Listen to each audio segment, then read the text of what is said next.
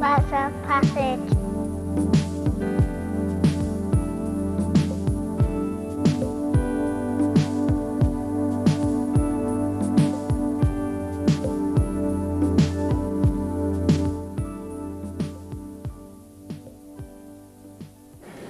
The session this afternoon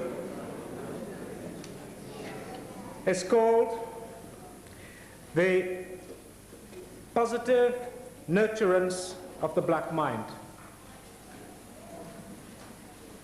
Dr. Jeffries this morning laid the foundation and set the context of the whole conference. This session begins to dig deeper into it and to give it a little bit more focus. In this session, we hope to look at the why, the how, the technology, the wherewithal of developing psychological health in young black minds. Our speaker began her undergraduate studies at the University of the West Indies before coming to England about 10 years ago. Through studies at the University of Ulster and at Birmingham, she qualified as a clinical psychologist and in 1991 completed her doctoral degree in the education and child development. Did I get it right?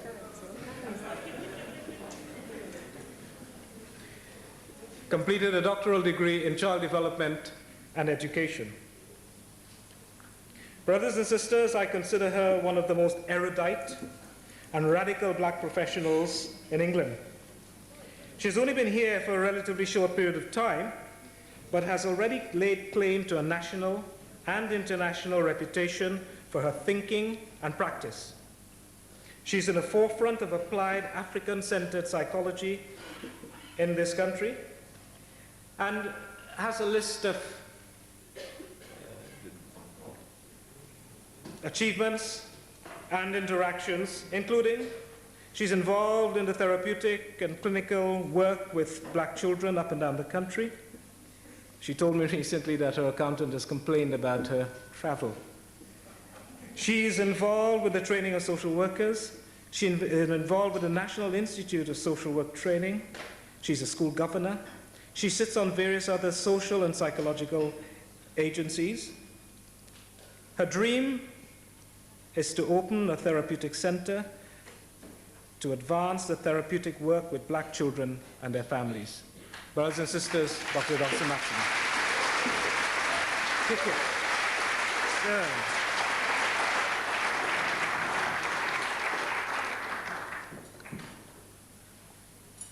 N. Netar. I submit to the Supreme Being. Together, Hotep, Tenpa, Ut, Shipsu. We welcome our enlightened ancestors. I greet you from the bottom of my heart here today. At this such a wonderful, beautiful, and vibrant day. I am vibrating, I hope you are, from this morning. I hope to continue that kind of vibration because, as our mentor said so clearly, there is always duality. I hope I can submit myself and open myself as a channel to serve as that other part of duality to complete our synthesis here today. Okay, there were many things we were reminded of, and possibly for some of us this morning, were actually to be privileged to be exposed to.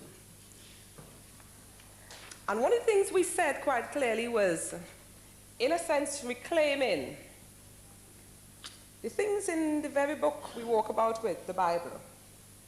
I want us to start with King Solomon in Proverbs 22:6. It says quite clearly, train up a child in the way he should go, and when he is old, he will not depart from it. So, and that's BC. It's a long time we have been involved in clarifying organizing and developing our systems of childcare. We weren't really and truly waiting for Freud and all sorts of people like that, who in fact misunderstood the Kemetic concepts, and we have a very convoluted form in a lot of the psychosexual, developmental, psychological approaches. But we are not here to concentrate on him today. We're here to concentrate on the positive nurturance of the black mind. We have a serious situation facing us out there. One of the most serious situations that we can ever have as a people, because it involves the perpetuation of us. And that is crucial. You can't have a situation more crucial than that. We have a systematic war, very subtly going on all fronts on the minds of our children. It doesn't matter how well we have secured the mortgages on our homes, created so-called safe environments, give them the best 75-pound boots that I see people coming in to see me with. We have so many of our children outside there exposed, totally exposed and unprotected. We've got to do better as carers. So I invite you. Can I invite those at the door, that there are seats across here? Welcome to move across if you have to. I want to invite all, whether a parent, teacher, psychologist, carer, what have you, for us to focus on the work we have to do.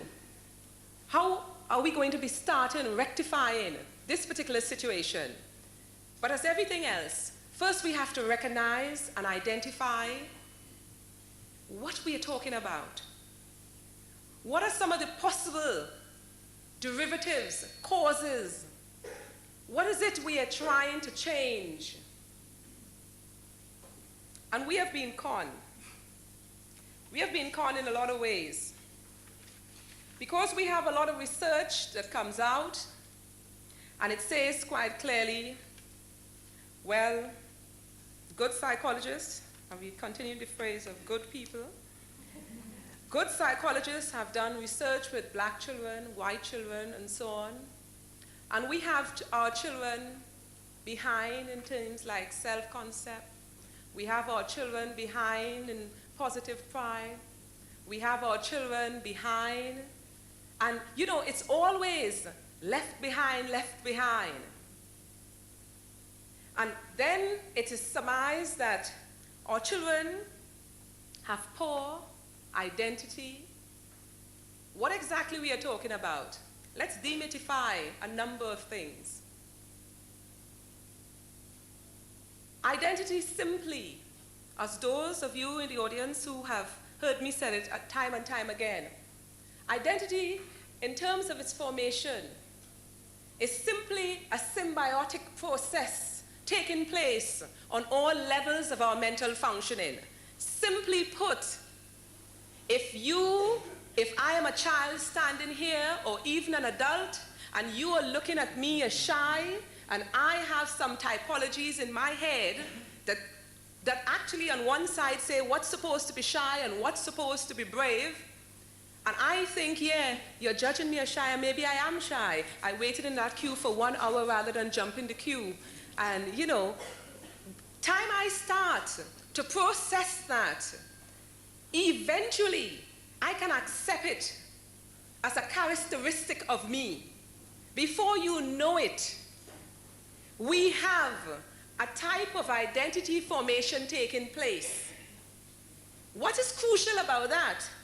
Because it is so simple in terms of how we can actually engender it into beingness. Could you see how dangerous it is? I know I want you to follow me all the way because we intend to be moving along. It's very dangerous because if you keep telling, let's take an example. So if you keep telling a child, you are so stupid, you will have a stupid child. It's not just the power of the word, which is something we have to tune into as a people, back into the power of our words. But we are talking about how it affects the psyche. And eventually, you take on the cloak. But that has been a bit of a con, because a lot of the research that has been done hasn't really and truly focused and looked at identity as how we will see identity, especially as African people. And we'll have to turn for help also to our brother, Dr. Wade Nobles, that our mentor talked about. But I want to submit to you a concept of the self in a very simplistic form.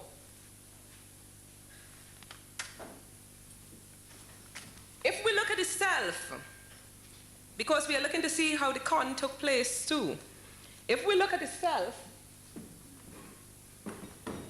we see that all these aspects that we are being told about our children, self-confidence, we could have had educational attainment, we could have all sorts of various characteristics and various things out here. You see, what people haven't been telling us, they fall in a realm of personal identity. Personal identity, as another brother, a hard-working brother across there, Professor Cross in the United States, personal identity involves universal characteristics of self. You see, it crosses race, gender, and everything.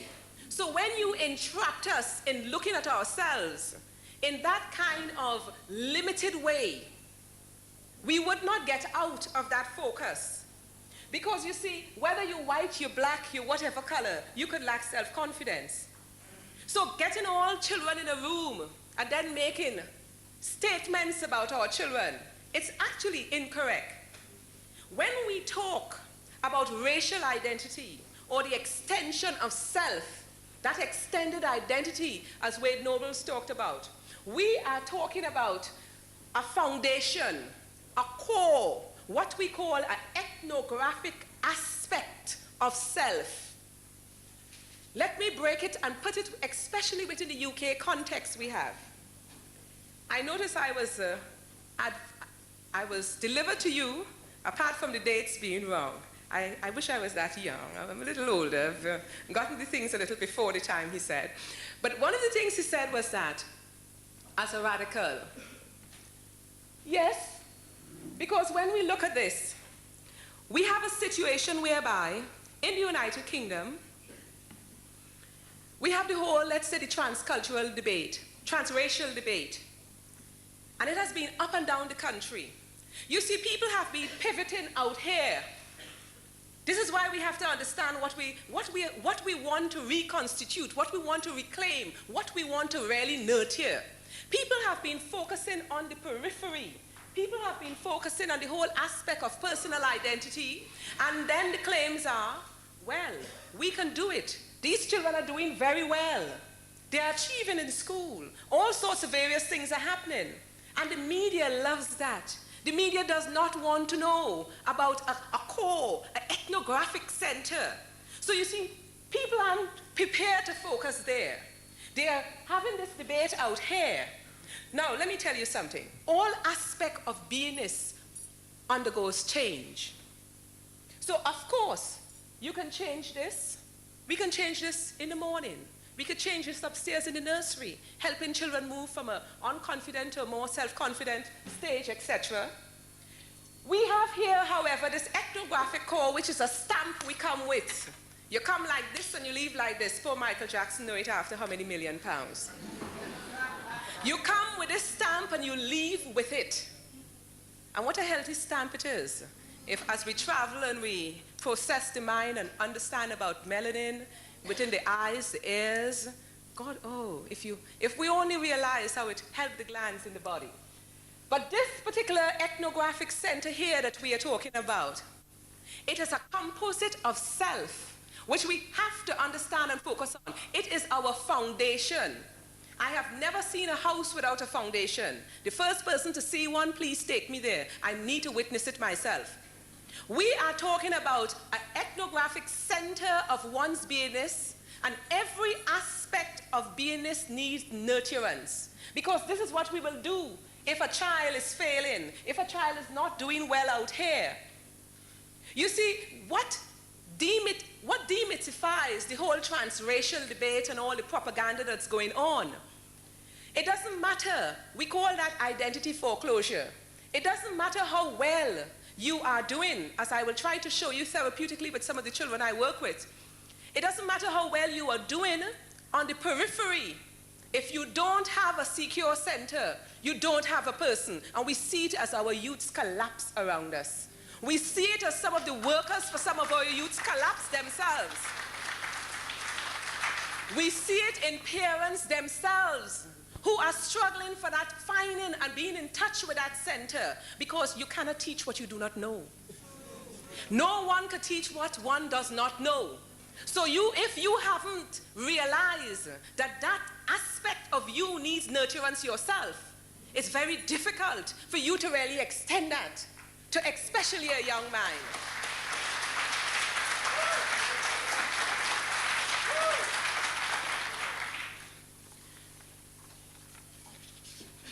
Our brother Wade Nobles. Racial identity, the extended self. The traditional African concept of self is the belief that I am because we are.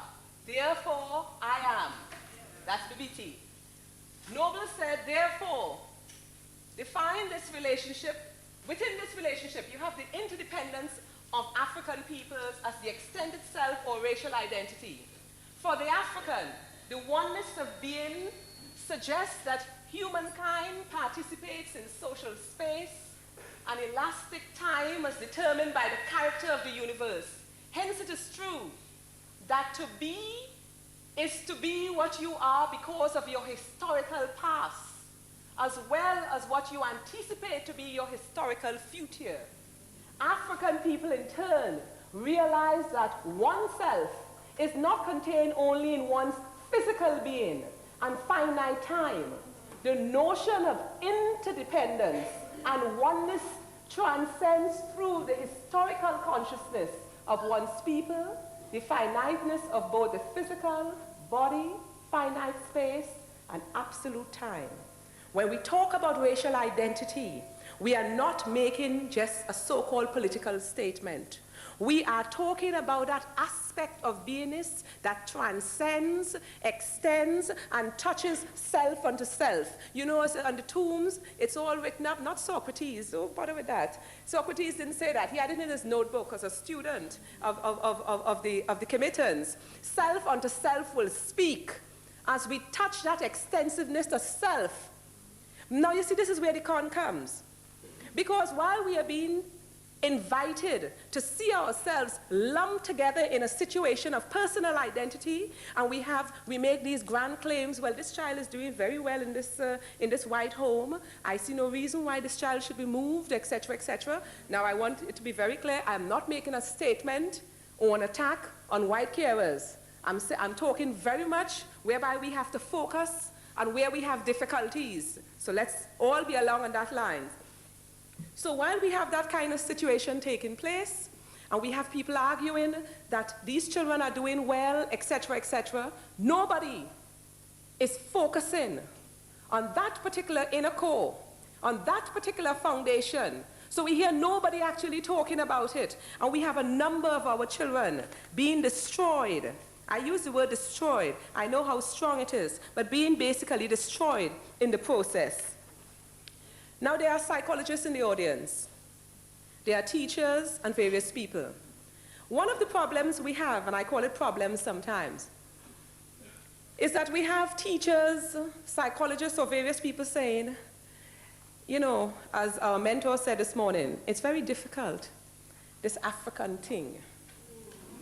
To bring this African thing into everything is a difficult thing. I had teachers tell me when I was doing some research to see how we could influx a curriculum with our Afrocentric curriculum. I could understand Jocelyn. I could understand in the arts and music. But please, when it comes to science, mathematics, and them kind of thing, it's not really there. You can't do it. This is where we have a lot of climbing to do. This is where we really and truly have to start traversing the part of the triangle, as was pointed out so neatly this morning, to reach that point of synthesis. Because we have been the basis for the civilizations that we see around us right now. And if we start from that premise, it does not matter what philosophical, psychological, what type of approach that comes to us, we should be able to see ourselves within it and how it has been manipulated against us.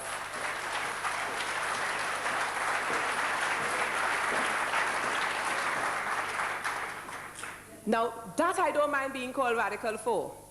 Because you see, I don't care, give me Freud, give me anybody. You see, what has happened also too, people have even taken the gems of the beauty of our work and they're actually using it skillfully, basically against us. You know, it's like a little sideline. I was talking to one of the brothers, you know, who organized the conference, and I watched him and laughed and said, what a pity. There are brothers and sisters who had to be turned away. Yes. And I said, I told you to expect grandeur. Yes. And he looked at me. I said, I did not explain fully.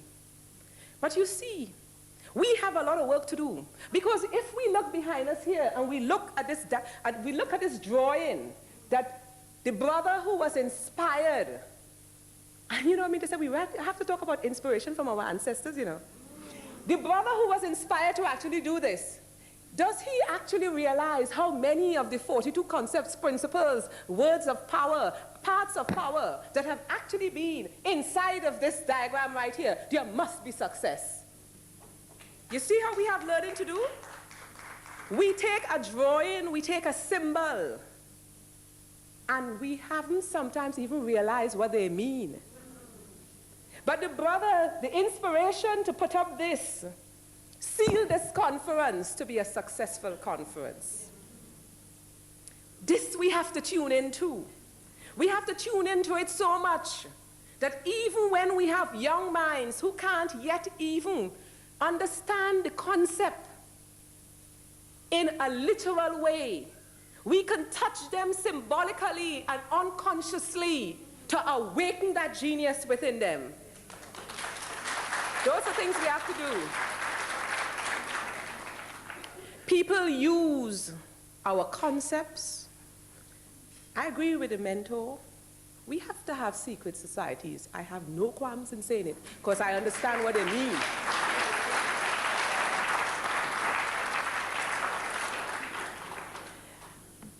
Just on the side, you must go back and look at the American dollar.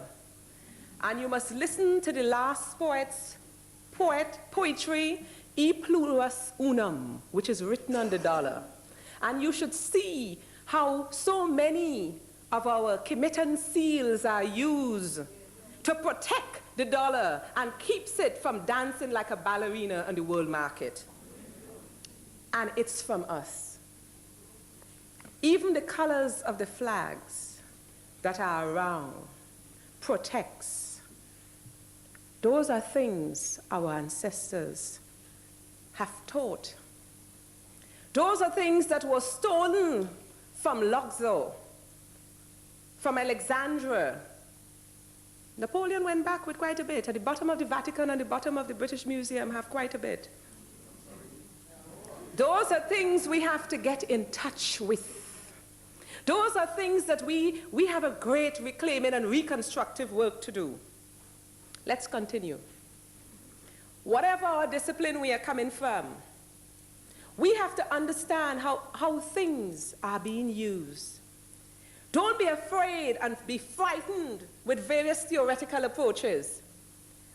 My view is that whatever theoretical approach comes, let's look at it and see how we can do something. What can we develop from that for our children? Because I look at the present-day psychologists that we have given credit to, because we don't see all our Kemetan scholars involved in putting forward the ingredients to bring forth certain things that we have now. But we look at teachers in training college, learning about the whole behavioral aspect and the whole thing about observational learning and what teaching strategies one can do, etc., etc. Psychologists walking around with a little bag of tricks about behavioral this and that to change.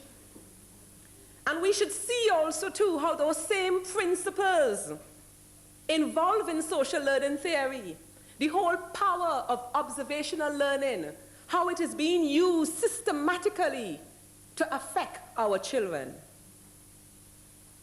By mere observation alone, by the whole reward and punishment system, how we affect black children, how the system affects black children. I always mention a little boy here, because he was my nightmare for a number of years after I completed that case. But a little 6-year-old boy who was an obsessional washer. And this little boy, he became an obsessional washer and was washing his hands over 1,000 times, locked in a toilet, and he couldn't go to school. I evolved that all that happened was at the age of 4, when he was in nursery, they were told, go and wash your hands.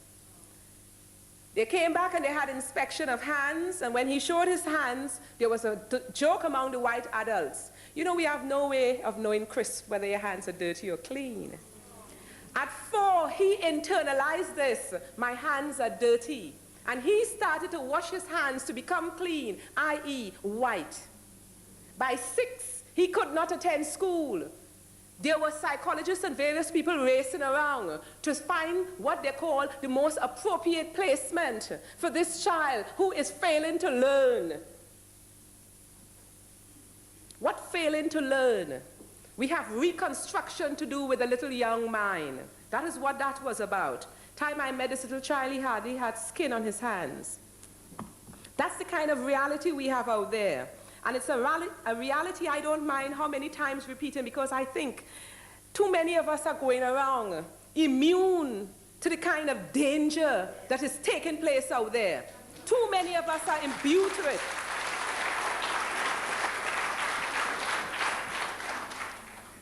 The psychologists and the developmentalists with their thing of Piaget and all those people, it's quite interesting. I don't believe in throwing out the baby with the bathwater, because I know where the substance is coming from.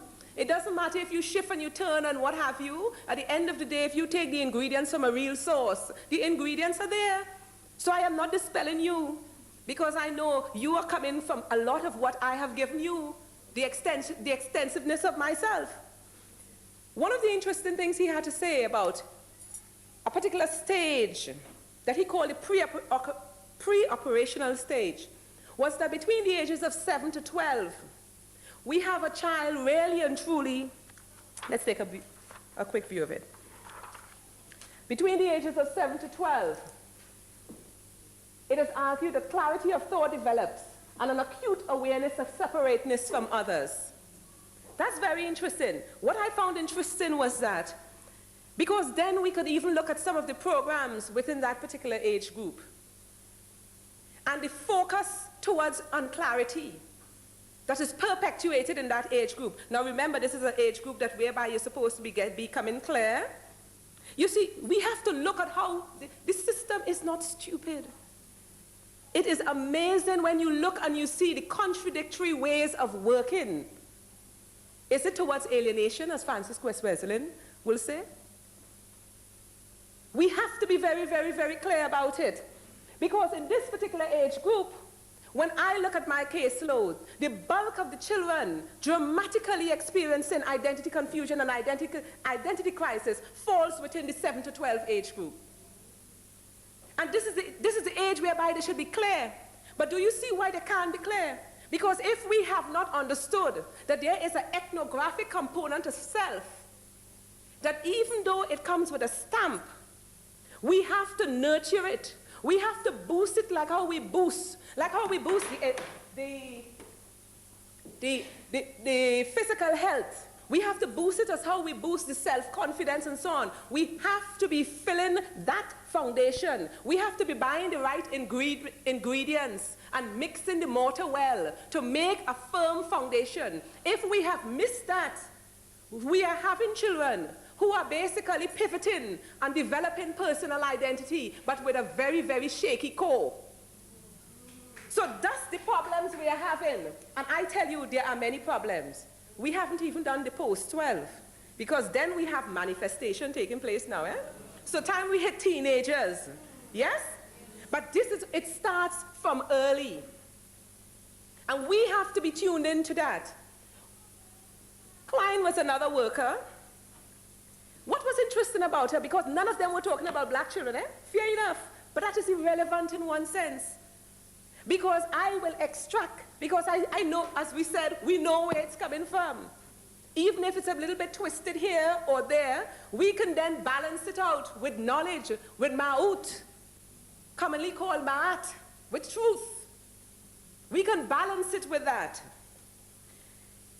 Klein was talking about what they call in England here the object relations theory, and how when you have a child who the external, in life, we have a symbiotic relationship all the time taking place with every aspect of the universe. Agreed?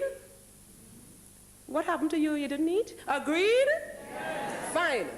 Be with me, because as I feel you, you will feel me more. I hope to open myself. So we have a situation where Klein is saying, if the object that you know you are connected with is seen as negative, how are you going to function? Now, we all have to have a certain level of sanity in order to function. So what happens to a child who is still developing cognitively and various things like that? We have a situation whereby if we're missing that positive ingredients going to that center, you have to choose. And what many children do, what many even adults doing right now, is pushing down that center. So you pretend that you have no relationship with what is outside, with the truth of what is inside. And when we think of the images that black children are exposed to, African images on our television leaves a lot to be desired. It's always around famine, grief, extended stomachs, etc., etc. Whereas there is a positive, continual influx of positive racial white identity all the time coming through. You're learning about money and you're always looking at a white person's face. You don't have to be royalist. You're looking down at the queen all the time. As children start learning about money. Every Christmas I've been having so much battles with ITV and various places because the 40 shopping days coming up to Christmas, you still have the Barbie dolls and the Ken in the bow tie with the blue eyes and all sorts of things like that. We still have children exposed to those sorts of situations. So that influx, because remember, racial identity, we're talking about that positive extension, extended identity. So when you have that particular situation missing, what Klein was saying, and fair enough, she wasn't talking about us, but we know how we could use certain things in a positive way. When you then have a situation and you walk into the space of that particular child, you have a few reactions. And the most likely one is rage, raw rage. And we have it. We get it as black workers. We get it as black teachers. We get it as black psychologists, black carers. Whatever we do, we get it because what we are actually asking a child to do. And unfortunately, so many of us misunderstand it. We misunderstand it in such a way that we put it down as, this child really bad and disruptive. This child is a bad influence to such and such a group. We don't even understand. We cannot change what we do not see. We first have to recognize it. We are not even recognizing that what has just happened.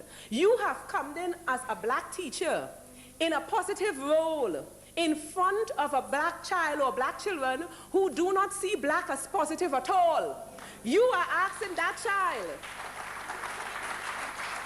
You are asking that child to change cognitively, immediately, to create a new schema, to expect black as something positive. It cannot work just like that. And we have to understand that in order to nurture and even help our children understanding their genius. It does not come as simple as that.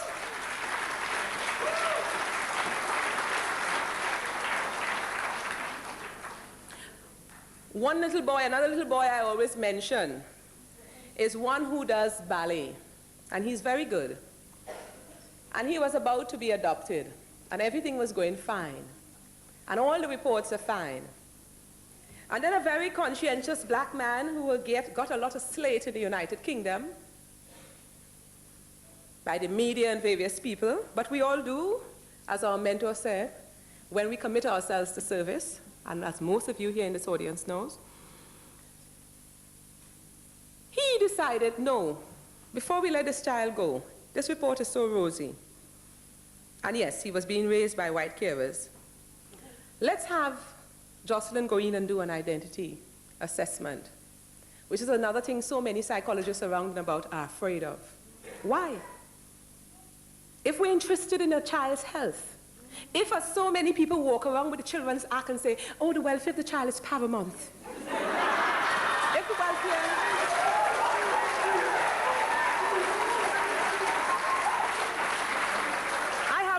I have a whole set of lawyers and social workers and various people who, you know, well, the welfare of the child is paramount. The child try to argue where, you know, how our children should be destroyed. But when I am talking about how we're going to constitute good health, let the same thing apply. The welfare of the child is paramount. I believe that. Well, let us go through all the various things to see if our children are balanced, psychologically strong, to be our perpetuators tomorrow. So, I do a racial identity assessment on this child. All the various stimuli involving black children, they were muggers. All the positive pictures of black people obviously lecturing and teaching. They were planning robberies and various things like that. And this is a brilliant little boy. This is why we have to understand this sort of kind of separate, you know, we can't lump everything together under this thing called identity. There are different aspects of identity. Because in his personal identity, he is doing fine. I asked this boy a question the social worker hadn't asked for 8 years. They've been working with this boy. And I asked him, how do you see yourself? He's one of the little boys I've quoted in a chapter in a book coming out, Children Who Hate, next month. He says, I see myself as a spastic in a wheelchair. You expect people to watch you, to laugh at you, and call you names. The only difference is that one day a doctor might come along, find a cure, and the spastic could get better. But I can't. I'm trapped in my skin, it just stays. A beautiful little black boy, physically healthy, mentally unwell.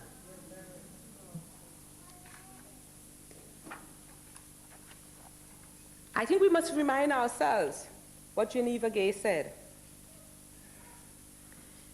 Professor Geneva Gay said, students' level of ethnic identity development influence their senses of reality and psychological dispositions, thereby affecting how they respond to school environments and the instructional processes. Therefore, stages of ethnic identity must become essential elements in the diagnostic profiles of students' readiness if instructional efforts are to be beneficial. Conversely, the disregarding of ethnic identity development when diagnosing students' needs and potentials can have a domino effect throughout the educative process. It affects. I wish I can tell you it is not important, as how some people say love is the answer. Love is one of the motivating principles from which the universe functions from, but love alone is not enough. Or love, in its real essence, put into action, will never forget the foundation of beingness.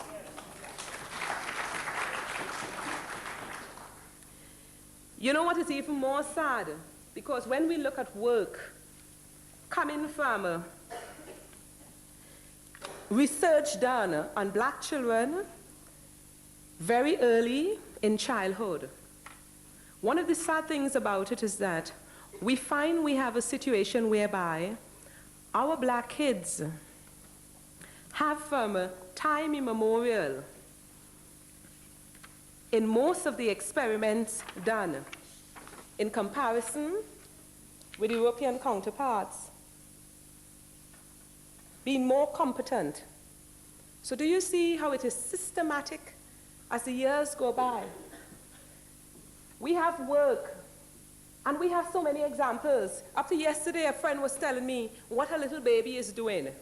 And you know, we haven't on record. Little white baby is doing that. So our children come with it. Why we are not seeing it 10 years down the line? That is a real question. Because 9 hours old, we have black children being drawn up in a sitting position, able to prevent its head from falling backward. Whereas it takes the European child 6 weeks for this to take place. We have 2-year-olds with head held firmly, 2 days old, looking in the face of the examiner or anybody assessing them, health visitor or what have you. Whereas the European child, we have 8 weeks before something like that happens.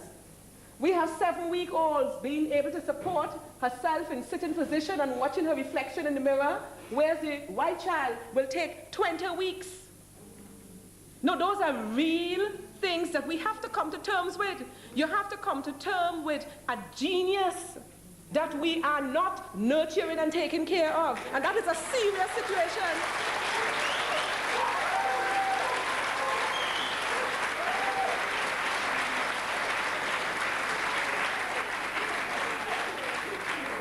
At 5 months, the 5-month-old African child holding herself upright.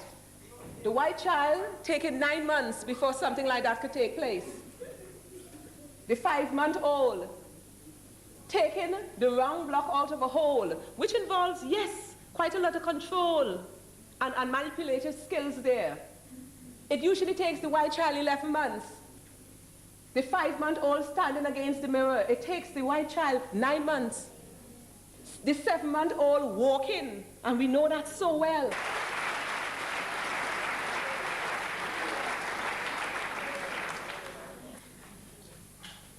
So what's happening out there? I had children scrubbing themselves. And that's not the 70s, eh? For those of you who would like to protect yourself mentally, 1993, and we in April? Yeah. There is a case or two on my answer phone right now. We have scrubbers still. It is not something from the past. We still have children. As I said, there's this chapter in this book coming out next month or month after. And I think I began that chapter with a little girl not far from here. Her words are, I hate me because I hate black people. They are all ugly. And I don't ever want to be ugly. The next quote I quoted was from a teenager. And he said, he looks at me, and when I told him the program we had to get involved in, I said, how do you feel? He said, I feel as if the system and what I've been through have left me, and these are his exact words, as Superman in front of kryptonite. I am powerless. I have no energy. I feel useless. And you know what? Hurtful sometimes. Some of these children are with black parents who are going down the street to buy the 75-pound boots and would not spend £5 for these children to go to an educative process in some kind of group work or something like that.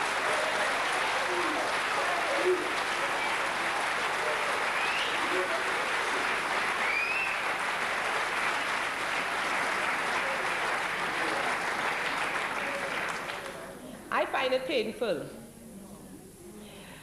Ken spoke about my dream, and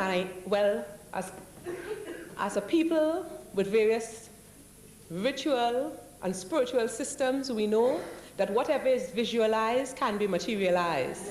And I intend to materialize our Center of Advancement, a therapeutic center for Black children and families.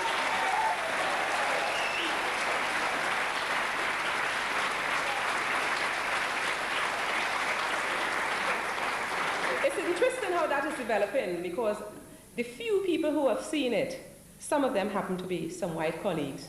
Everybody got very excited. And then people started coming around slowly. Why not make it a little sort of like, why not become a charity? We'll help you in the morning. And then in the next breath, they went on to talk about, oh yes, the management structure consists of, and people see themselves. Another person came up and said, well, you know, it's such an excellent idea. I can see so many people, so many white working class children benefiting from this. What is the matter? Why can't we focus on us?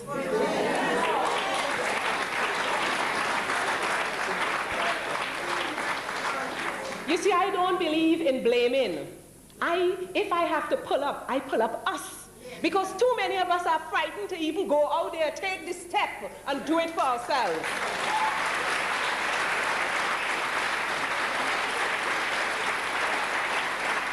I'd like to share with you quickly, for instance, how I tried doing something for myself. Because I did not get publishers, even though you were having chapters in various things whereby, yes, white people were getting their professorships when the books were out.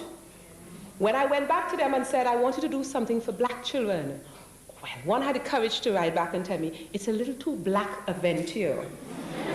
Another one said, well, if you intersperse a few white children in the book, I think it could go by the board. So I decided beg, borrow, what have you.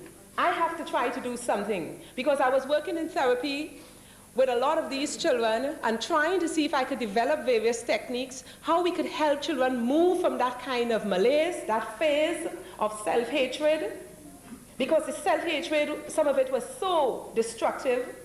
And that's how, for instance, I produced these two little workbooks, which is not just here for sale purposes, even though it's sold upstairs, but to show you really and truly what I tried to do. Because one of the things that I tried to do in this was trying to have children very central. Children actually, getting children to talk about where they're from, you know, having children seeing themselves as how African people should see themselves, global, throughout the diaspora. You can be anywhere and have connections in various parts of the diaspora. You don't have to be lumped just in, yes, so I was born in Ghana, which is West Africa, and our children need to know that. You don't have to be, when you see other little black faces as a 5-year-old, have to be born down in the hospital around the corner or anything like that. And where their parents came from. For children to see that there is a continuity about us. There's an expansiveness in our diaspora of black people world over. So both my parents came from the West Indies, but I was born in England. But the book was very much in a workbook phase. And I want to just possibly show you, because I know what time is like today. One child, because the book had a part whereby children had to draw themselves. And there's the child, very central, because one of the problems about the whole thing is that children who do not see themselves positively cannot display themselves positively either. And part of our help is even to be noticing that with our young children and helping them to centralize self. Because as we start dropping those seeds within subconsciousness, we have already started watering a field for harvest. And we must never forget that. So don't care how young that child is, we must continually keep on watering that particular stage. So the part had this child basically saying hi and being central. And then the workbook section asks a child to draw themselves.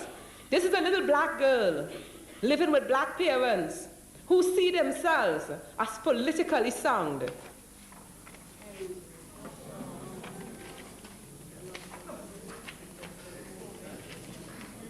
That's the kind of reality that we have to deal with. This is how this little girl saw herself. And as the book continued, we had a situation whereby There was the issue of hair, because children there was so much about hair and what's going on with hair and don't liking their hair. So the child then had to answer questions about their hair. Yes, she likes combing her hair. She takes long. Yes, she likes her hair. Why? Because her hair is long. Brothers and sisters, her hair is just a little longer than mine. It is a serious situation out there, because this is a child doing well in school, never been seen by a psychologist. And maybe I should tell you, these are children from a Black Saturday school. 2 Black Saturday schools that I was researching in. Because I could not go out to the transracial carers. I could not go out to children's in homes. I had the hounds of the media and various people upon me. Well, you're just looking to justify. You're political and radical. I said, fine. I wanted to see if this thing is so systematic, even in the confines of our black homes, even when we are sending our children to Saturday school, that we have a situation on our hands. And these children were all regular attenders in school. Going to school there 5 days a week and coming to Saturday school. That's the seriousness of what we are talking about, and it is not haphazard.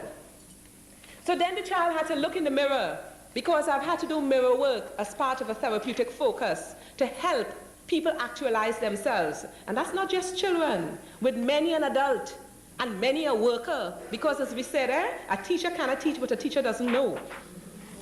So this child had to look in the mirror. She loved her eyes because her fantasy was, of course she had the blue eyes. She loved her nose. No, she didn't like the nose. That was too low down. She didn't like the mouth either. Did she like the shape of her head? Yes, because the head carried the fantasy hair. Do you like you? No, because I'm ugly. One beautiful little girl. One beautiful little girl. That's the kind of reality we have out there, facing our children right now. So what did we do? We went into a program of trying to see how we could talk to parents, educate parents, touch the curriculum, influence the curriculum, change various things. It didn't matter if you were doing maths. The truth about Pythagoras had to be told. It didn't matter if you were doing music, if it was what. The truth about our contributions and our wealth and glory that we have given historically and continually to civilization and development continues, and our children must know that also. So this came about, and I tried bringing up this little workbook of Black pioneers. And our children, for instance, had to be exposed to things like people like Dr. Charles Drew. You know, I was going around the class and everybody wanted to be a mechanic.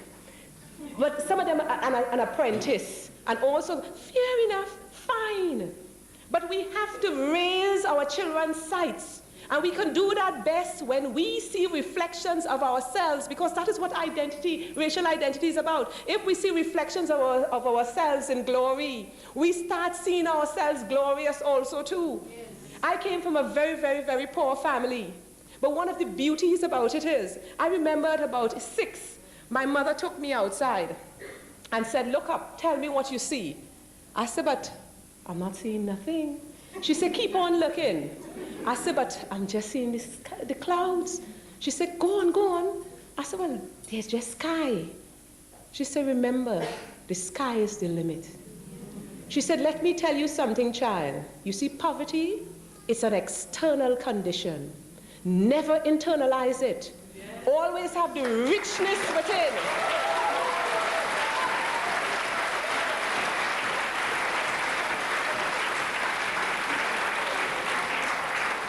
Always have the richness within. And when you have developed richness within, it extends outside. I have never forgotten that. Materialism comes second. Spirituality must come first.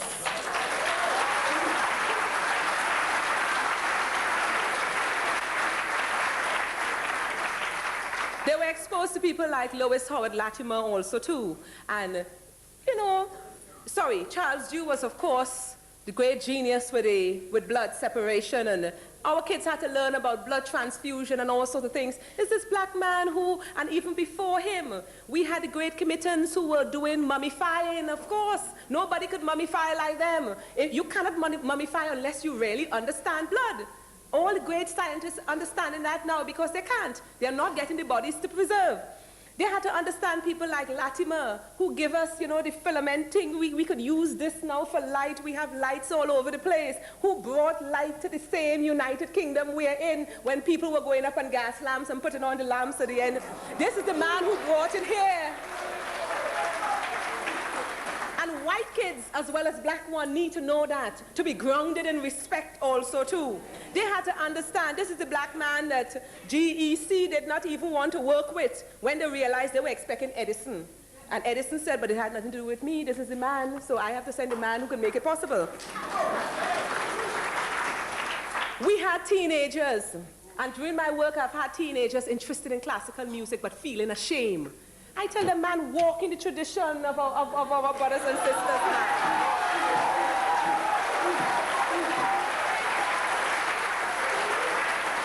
We won't see him. We are not going to see him like this because every year he becomes blonder and the eyes become a deeper blue. But there is Beethoven, a product of an African in the Spanish army and a white prostitute with syphilis. And usually children from syphilitic parents have some kind of congenital disease. And he was born deaf. But he heard his music psychically. And he gave the world these beautiful sonatas. This is the brother here, man. I tell black children, walk in the footstep. Don't be ashamed about bringing out your music in a different form. It's all coming from the one root. Boom, boom, across there.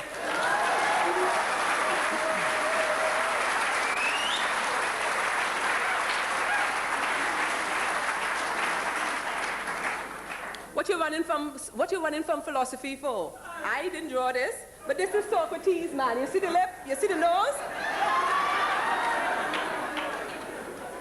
Kids had to be tuned in to those kind of realities. Who were, you know, even the so-called Greeks. We got to check out. They were outcasts in the same place we go. The Greeks put them up in fame right now. You know, the offsprings, the students of the Egyptians, who were outcasts and Greeks. Now you take their notebooks and you tell us that they have given the world these great philosophies.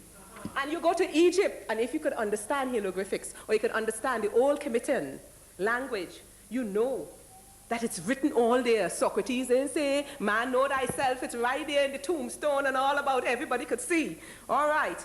Kids had to actually tune in also to you and tune out to this sort of kind of mythology we are getting about the world, the map of the world.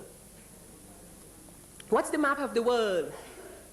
And this little constructed way we have Africa and we see Europe big and larger. Yeah. Oh gosh.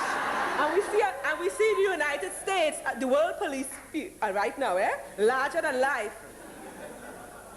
Now, it's not my drawing, and all those disbelievers could actually go quite happily and peruse the various places where you can get it.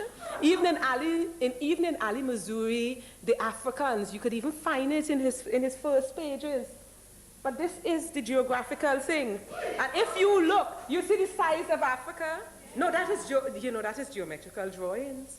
No, that is a reality. Do you see right before our very eyes, whether it's 1993 or 10 BC or what, people are fiddling with facts and still giving out to us, and we still regurgitating them and teaching and passing it on to our children because the United States could fit in Africa so many times. And you see how small Europe really is. But these are the kind of mythologies that are around and about that we have to do something about, and we have to do something about it properly. We have to tell our children, as our mentor was saying. We can see, when you hear about the north and the south of India having conflict and all sorts of things like that, understand where it's coming from. Understand about the Davinians. Understand about the black people in India. And the coming of the Raj, and the moving into the Caucasian and the mixed parentage. You know what I mean to say? Get into it.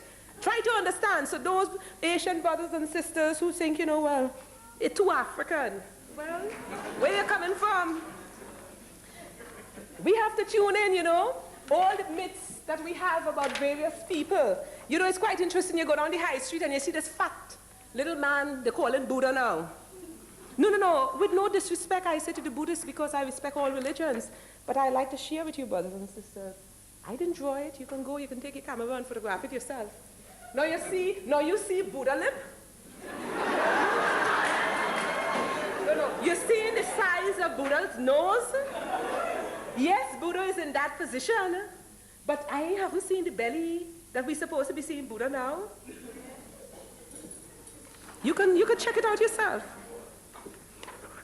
You know, even Shiva for the Hindus and Vishnu and so on. Over the years, Vishnu and Shiva have become so Europeanized. It's amazing. But I mean to say, it's not my drawing, eh?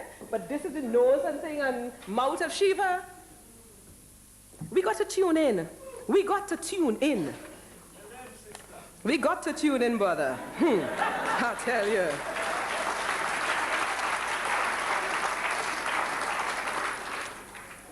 Brother, our mentor spoke about the Black Madonna and child. We could see it in Russia. It's interesting now with the so-called Cold War, so-called finish, what's going to happen. Because in Russia, Beethoven is known as a Black Spaniard also. So how is Europe going to cope with all of this now, with the doors open up? We have the Lady of the Pyrenees, and we still have a Black Madonna and child. And there's a beautiful photograph of the Pope actually praying. And there's a Black Madonna and child, but I didn't get it in the photocopy paper. You know, our kids had to tune in also to that. I mean to say, nothing new, you know, nothing new under the sun. As the pyramidal structure, as the circle goes, it's a revolution. You know, it goes in a circle.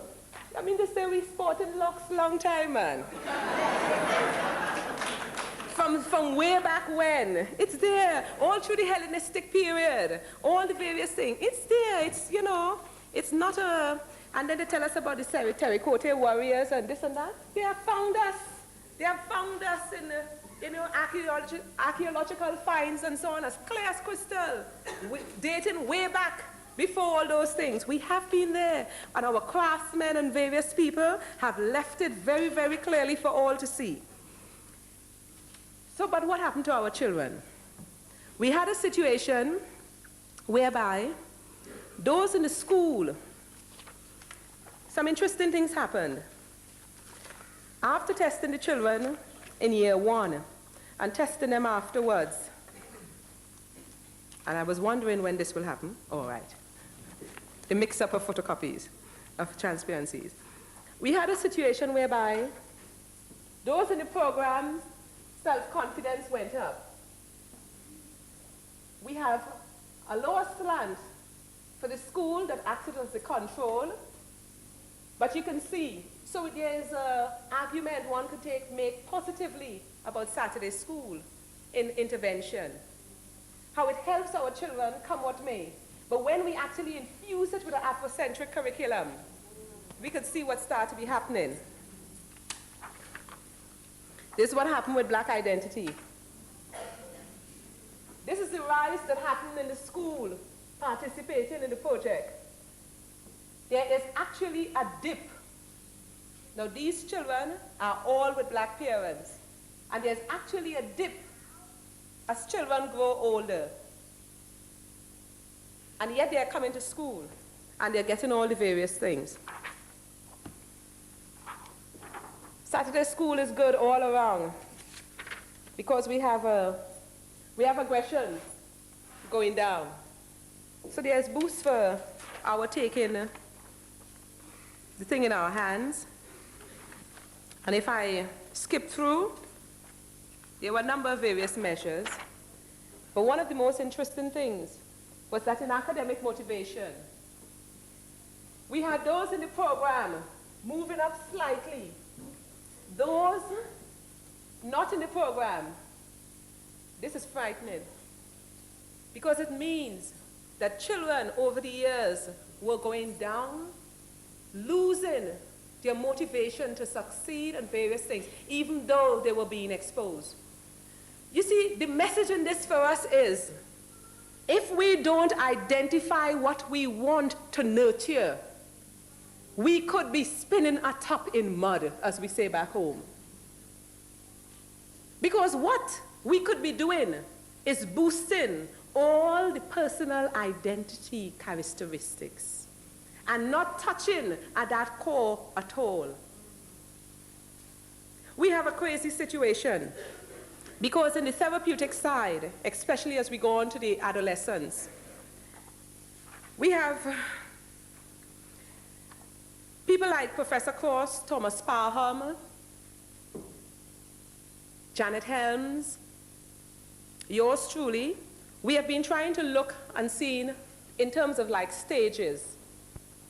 Part of what we are having, part of what we are finding is that the first stage we are noticing is that kind of pre-encounter stage. A stage where we are having a denial that things are taking place. The second stage is one whereby we have to help the young person to encounter self. And in this encountering of self, it could be a very painful process, and it can happen outside of our hands, because it could happen from just mere observation sometimes, and it could bring that person to a state of awareness of self that that person is not even prepared for.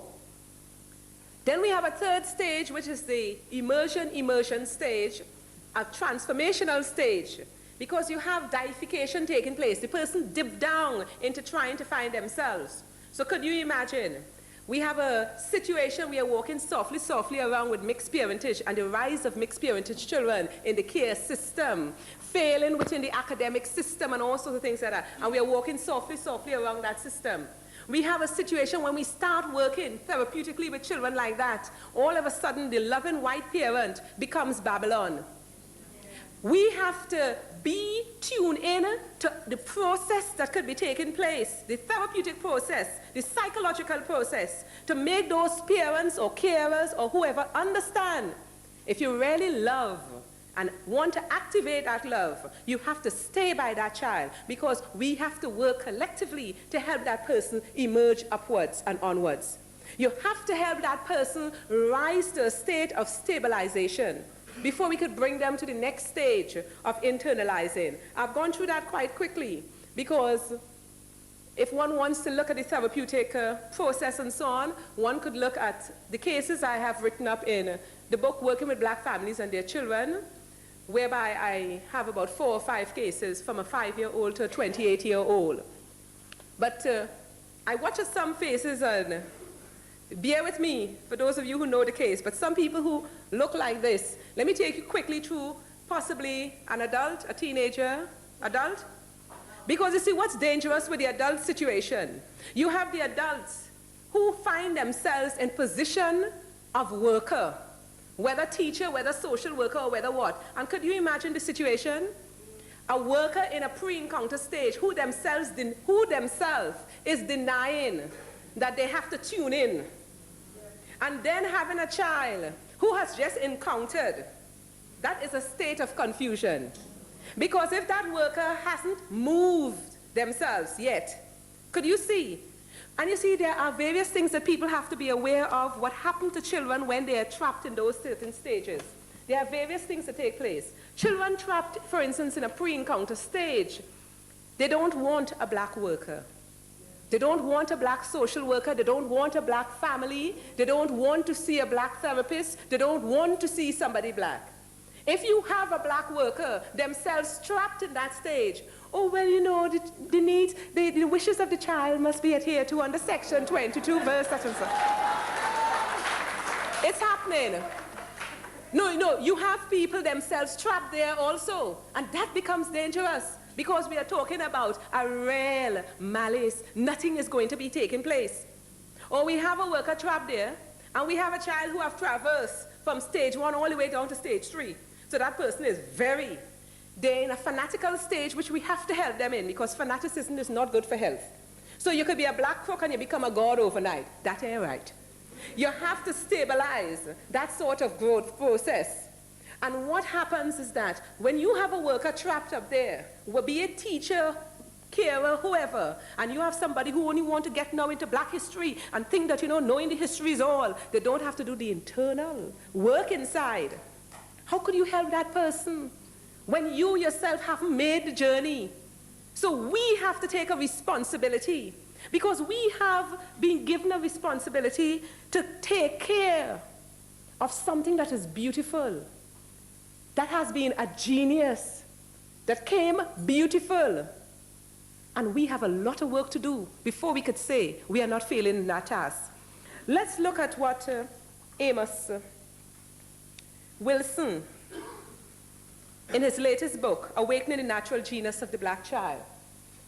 When we look at high achievers and we look at low achievers, high achievers, we have frequent school contact initiated by parent or the carer. The low achievers, infrequent school contact initiated by parent or carers. We have, secondly, the child has some stimulating, supportive school teachers. And I was just back from Trinidad, and it is a beaut. You know, it doesn't matter if they didn't have all the equipment we are seeing in some of these schools across here.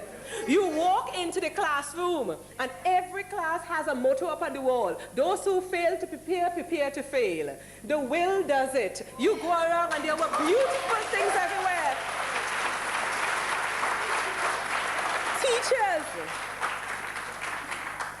Teachers live and breed their students. I have two sisters teaching, and you would swear they are taking the common entrance and not the children. The energy, the sort of, the earliest time you could see them getting up and getting to school on time. They're doing extra lessons. They're making sure the children, the kind of commitment and support. Where has that gone? Why have we joined the race of the, well, if you don't want to learn, you don't have to. What is, you know, what's happening? We have a responsibility when we tune in to how the odds are turned against us. We have to develop that kind of commitment. We have to make that extra step for our children. We have to be aware that in the other 6 classes that you might not be seeing that child is being eroded down. You have the responsibility to boost that child when you face that child face to face in the classroom. We have work to do.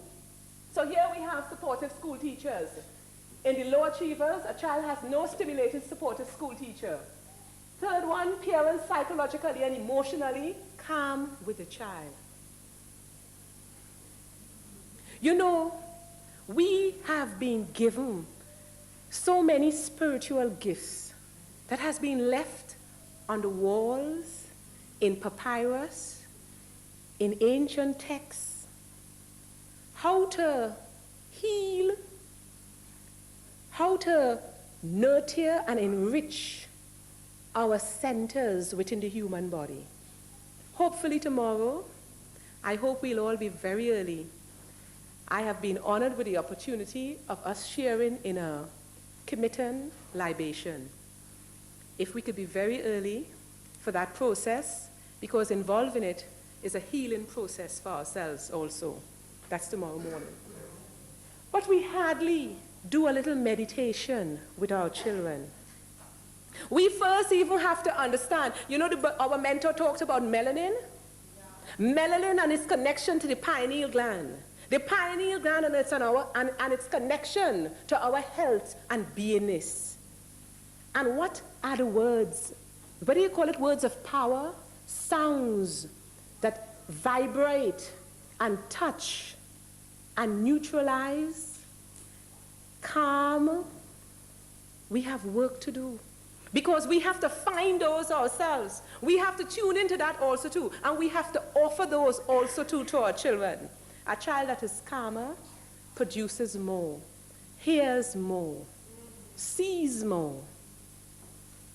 What happened on this side? Parents in psychological and emotional upheaval with child. 4 students psychologically and emotionally calm with parents. On the other side, students less psychologically and emotionally calm with parents. Parents expect to play major roles in the child's schooling. For those who are achieving, parents have lower expectations of playing a role in a child's schooling. You see, I see some black people who even work hard to send their children to private school and think because they are meeting the money that they don't have to look back. excuse me, which private school, apart from John Loughborough, and the efforts we are making now for our own black schools, which private school we know in these Eurocentric countries have an influx of black children or black teachers? Few, none. Usually the child is 2 out of 5 in the entire school, 2 in the class out of possibly 5 in the entire school or what? How could we leave that responsibility to other people? And other people who intrinsically, whether basically good people or what, whether it's a genetic thing or what, I say also too as my mentors, who are not tuning in for us to touch that genius within ourselves. We cannot leave that responsibility to those people. Parents expect child to play a major role in the child's schooling. So the child herself or himself is involved in their own development and progress. Parents have lower expectations of child's role in child's schooling. 7, parents expect child to get post-secondary training. On the other side, parents have lower expectations that child will get post-secondary training. Parents have explicit achievement-centered rules and norms. On the other hand, parents have less explicit achievement-centered rules and norms. 9, parents show long-term acceptance of norms as legitimate. On the other hand, students have less long-term acceptance of norms. Parents establish clear, specific role boundaries and status structure with parents as the dominant authority. You know, domination don't have to be oppressive, but it has to be with, I am sorry.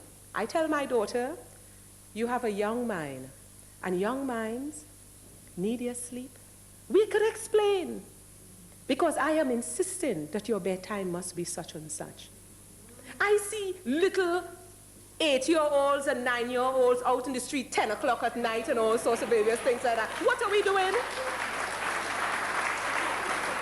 What are we doing? I am not talking about the family occasion whereby you go to a family function or you take your children out. I am talking about children actually being out, telling me they're going to buy sweets or they're going to buy drink. The parents send them to buy cigarette. Well, these days they're saying you're not supposed to sell children these things, but they're waiting outside the shop and asking somebody going in to buy such and such. My mother sent me or my father sent me. What are we doing?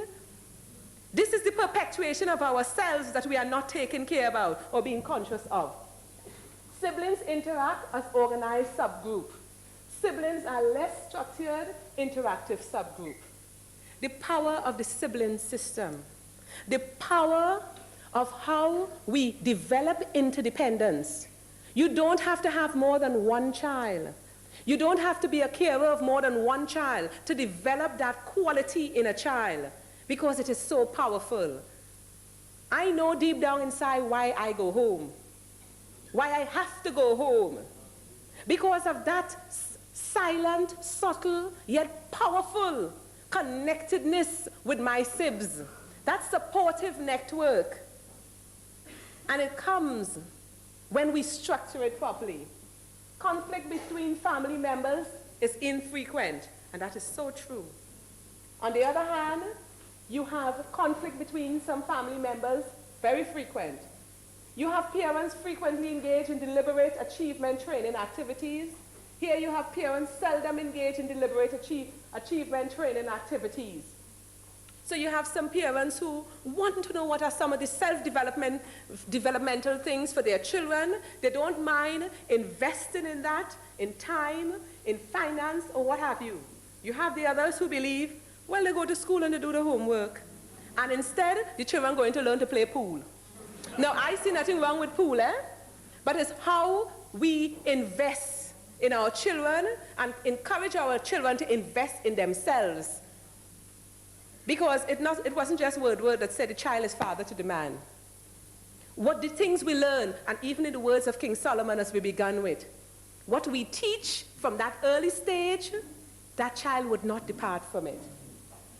So parents exercise firm, consistent monitoring and rules enforcement. Parents have inconsistent standards and exercise less monitoring of the child's time and space. Parents provide liberal nurturance and support in abundance. On the other hand, parents are less liberal with nurturance and support. We have parents defer to child's knowledge in intellectual matters. It's important to tell a child, ever so often, oh, thank you. I didn't know that. You should see the smile I watch my daughter, how pleased she feels when I say, thank you, I really didn't know that. It takes nothing away from us. Believe you me, you stand taller. We must encourage our children to develop their brilliance.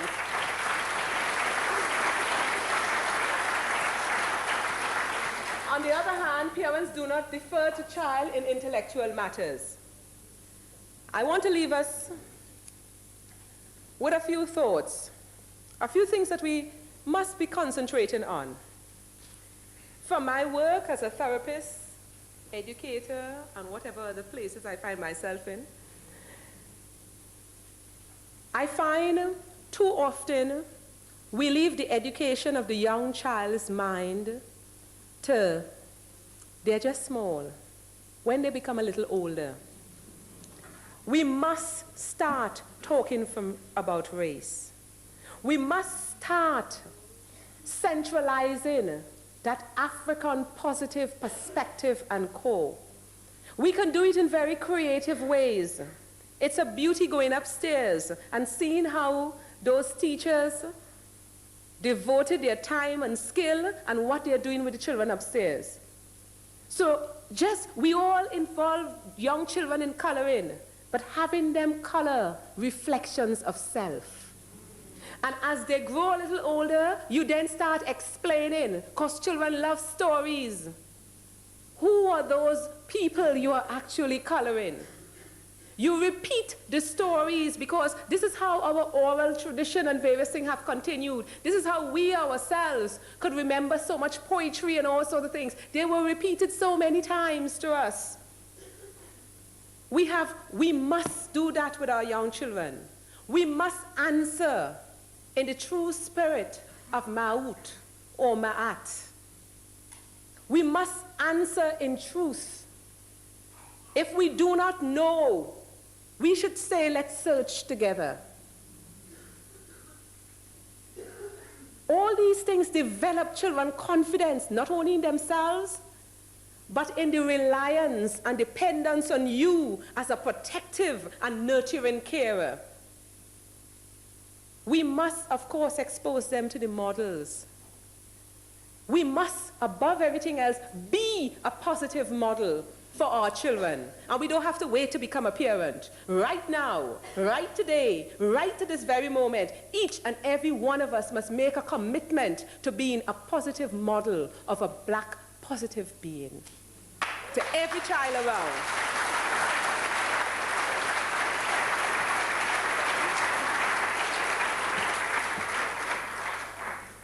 Our adolescent tree is shaking, is rebelling. It might be wise for us to check where they are. One doesn't have to follow a path coming down in a linear way in terms of identity development. Some people make circles going backward if it's a bit is too frightening.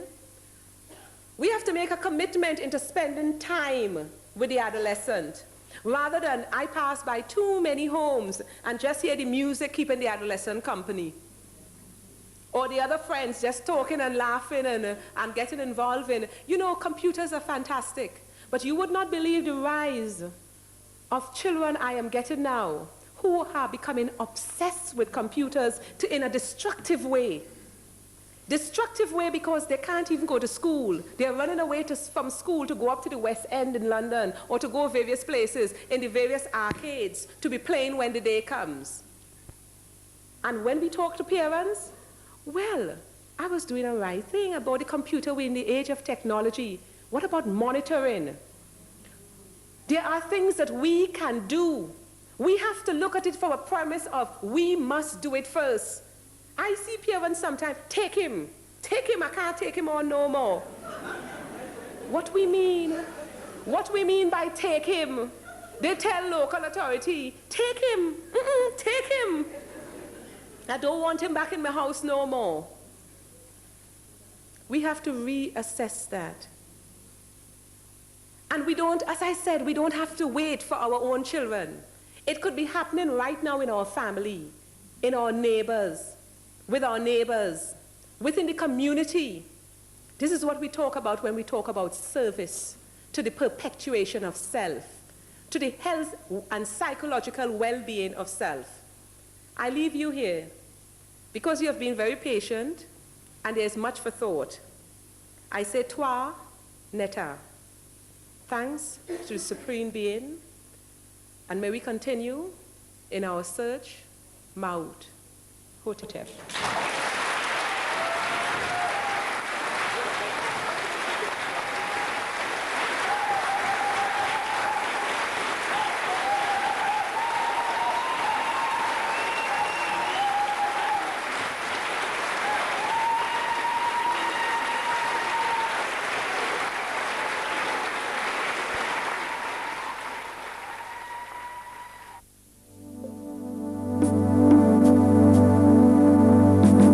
National Conference of the Black Child.